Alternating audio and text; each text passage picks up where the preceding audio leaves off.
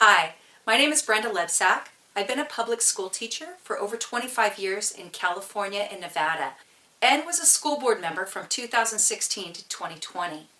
As an insider, I feel compelled to warn parents about dangerous ideologies being promoted to your impressionable children.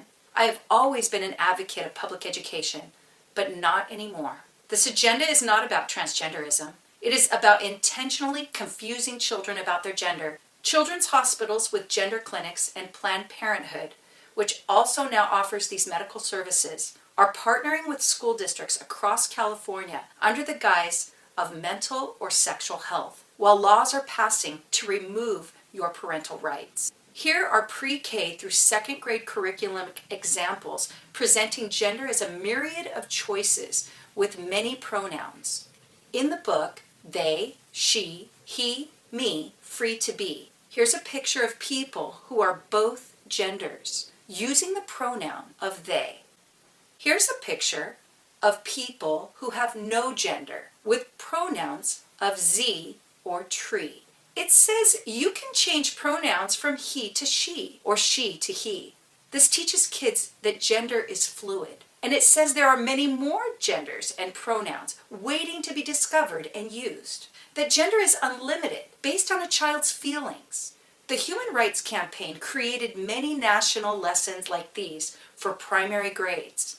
This primary book, called Who Are You?, is in our digital library database. It says, some people say there are only two genders, but there are really many genders. I am girl, boy, both, neither, or just me. There are more than just two choices. These are a few words people use: trans, genderqueer, non-binary, gender fluid, bigender, third gender, two-spirit, and there are even more words people are using to describe their experience. This is called the gender spectrum.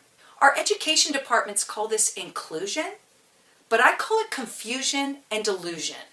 Many books and lessons like these intentionally confuse children about their gender. But why? Because once a child says that they're unsure about their gender, they're now categorized as LGBTQ, because the Q stands for queer or questioning. This gender crisis qualifies students to be counseled by experts, with or without parent knowledge. These counselors, mental health workers, or LGBTQ support advisors are trained to only affirm a child's gender identity, no matter what it is and no matter the age of the child. If an older elementary child is anxious about puberty, the child is advised that puberty blockers can give them more time to decide their true gender. According to research quoted in the book Irreversible Damage, 100% of kids who go on puberty blockers end up on hormone therapy, which almost guarantees infertility and sterilization. Here's a clip from a cartoon being used now in many schools. A person who is transgender is someone whose internal sense of their gender, being a boy, girl, or something else, doesn't match their physical body. People who feel this way sometimes feel anxious when they begin to reach puberty and their body starts to change in ways that don't match their internal sense of their gender. These feelings are totally normal. If you feel you want more time to explore how you feel about your gender before your body starts to change, it's important to talk with a parent, counselor, therapist, or doctor about the feelings you have regarding your gender. After some discussion and counseling, you may be referred to an endocrinologist. Endocrinologists specialize in hormones, and they are the most likely to prescribe puberty blockers for someone who wants them. Puberty blockers are medications that will stop your body from changing. They are usually given as an injection or an implant. They block the production of hormones to stop or delay the physical changes of puberty.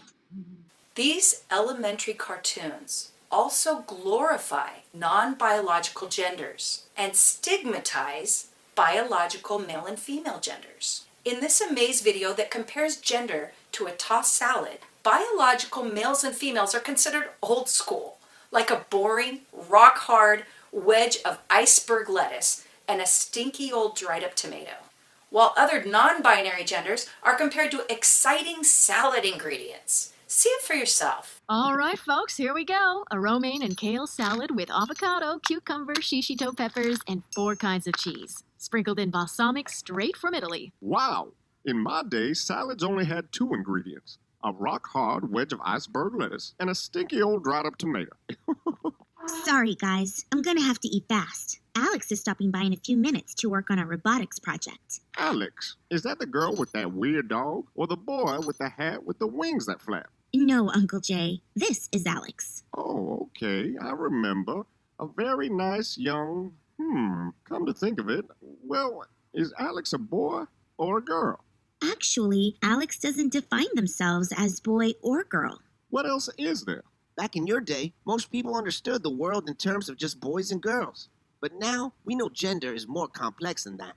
These extremist ideologies and unethical medical practices that are now promoted in public education, to me, are child abuse and psychological exploitation.